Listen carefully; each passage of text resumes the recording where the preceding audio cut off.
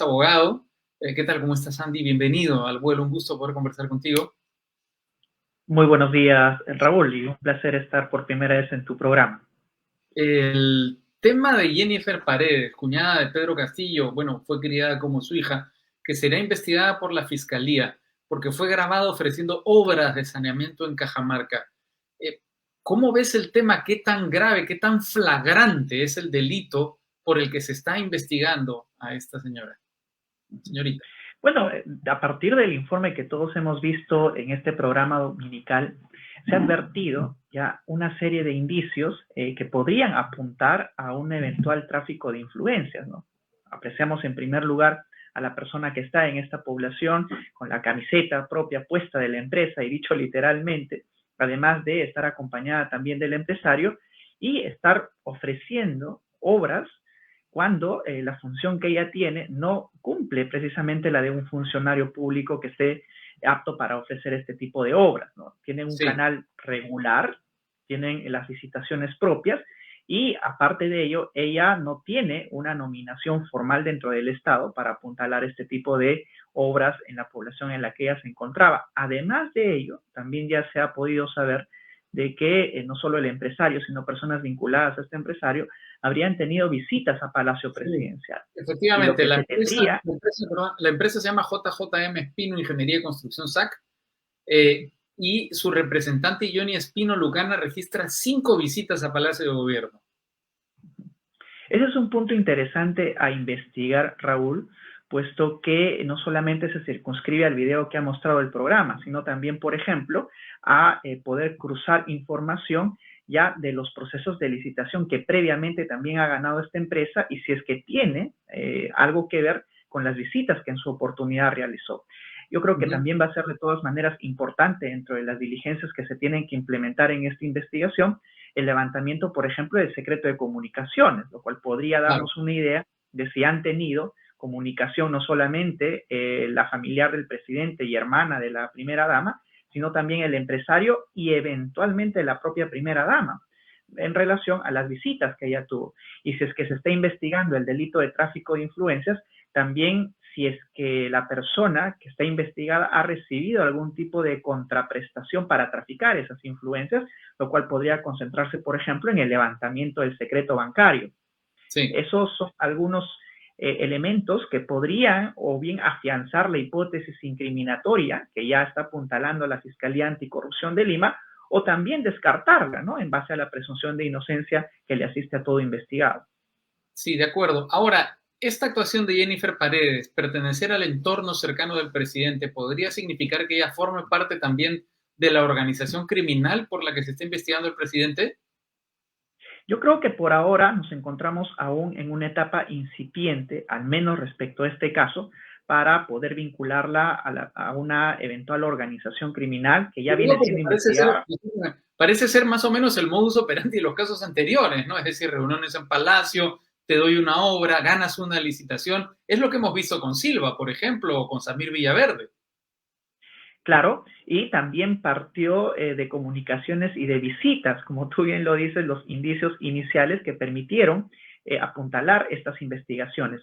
No obstante, para afirmar y poder investigar respecto a una organización criminal, no solamente se necesita un solo acto, que en este caso sería, digamos, el favorecimiento que eventualmente habría tenido a favor de este empresario, sino también se necesita una actuación permanente respecto a la comisión delictiva y Sí, sobre todo una repartición de roles dentro de esta organización criminal que ya la Fiscalía ha afirmado que le está dirigiendo el presidente de la República.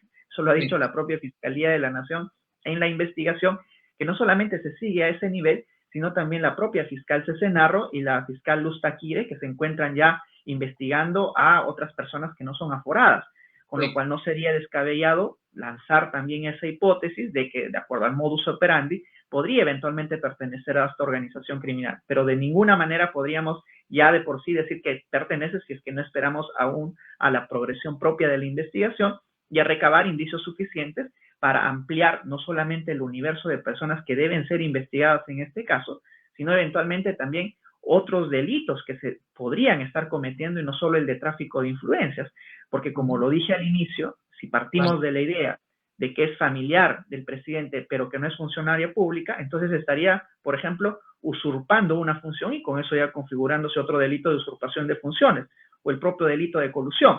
Yo creo que eso se va a ir delimitando a medida que vayan avanzando las investigaciones, Raúl. Ahora, el hecho, tú has mencionado el tema de la usurpación porque es familiar, no es un funcionario público, pero el hecho mismo de ser familiar del presidente ¿tiene alguna relevancia para la calificación penal? Es decir, ¿es un agravante? ¿Tiene algún tipo de implicancia jurídica? En el ámbito del tráfico de influencias no, pero sí de alguna manera podría tomarse en cuenta la familiaridad como el acceso al poder y a los órganos decisores. Claro. Eso yo creo que es vital porque las influencias se trafican respecto a las personas que están en la capacidad de tomar decisiones. Y yo creo que es muy sencillo hacerlo si es que comparamos con el caso de los otros sobrinos del presidente. Fray Vázquez, por ejemplo, ¿no? En el cual tenía contacto directo con el exministro Silva. Veamos si es que en este caso también con el cruce de comunicaciones se puede afianzar la idea de que esta familiar del presidente, Jennifer Paredes, tendría algún tipo de comunicación con otros funcionarios, ya no como el caso de Fray Vázquez con el exministro de Transportes y Comunicaciones, sino quizás con otros funcionarios que habrían eventualmente favorecido a esta empresa. Para llevar adelante, digamos, esta gestión de interés, tiene que haber contactado con funcionarios públicos, ¿verdad? Definitivamente, porque la gestión de intereses, es decir, la compra y venta de influencias se da necesariamente frente al funcionario que toma la decisión de favorecer en este caso al empresario. Así es que tenemos por delante muchas diligencias que tienen que ya irse implementando y que de hecho ya se están haciendo, ¿no? Si vemos el día de ayer se ha realizado una visita a la empresa misma, la ganadora de estos contratos, para verificar domiciliarmente si la empresa se encuentra en ese lugar. Y no me sorprendería que en adelante se den algún tipo de allanamientos o incautaciones a fin de recabar documentación que puedan dilucidar o ampliar el espectro de investigación que se sigue en este caso. Sí. Andy, en este tipo de delitos importa la concreción, es decir, ¿importa que realmente se haya otorgado la obra o simplemente ofrecerla, gestionarla, ya es un delito? Solo ofrecerla y gestionarla, Raúl, ya configura el delito de tráfico de influencias. También hemos tenido un caso paradigmático, el de Aurelio Pastor. No sé si recordarás que en su oportunidad también se le acusó por el delito de tráfico de influencias sin llegar a concretizar esta supuesta influencia que él tenía. En este caso se da exactamente igual porque los parámetros del tipo penal del delito se configuran simplemente con el ofrecimiento y no necesariamente, o con la contraprestación, pero no necesariamente con la finiquitación, en este caso del contrato en concreto.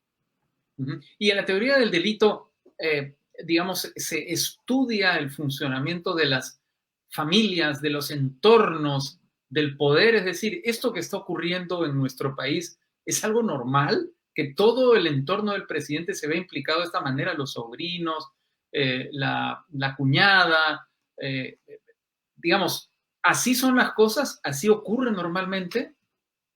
Dentro de la criminología se estudian estos elementos de motivaciones para la comisión delictiva, ¿no? Los más conocidos como clanes familiares que cometen delitos de manera permanente y sobre todo organizada. Por lo general, estos clanes han sido relacionados a la organización criminal, pero extraestatal. Las mafias, organizaciones que se dedicaban, por ejemplo, al tráfico de drogas, ¿verdad? A la trata de personas y a otros delitos. Pero al menos en la historia del Perú, y sobre todo al comenzar un mandato, porque no vamos ni un año de mandato, es la primera vez que se ve casi a todo el entorno familiar comprometidos con una u otra investigación.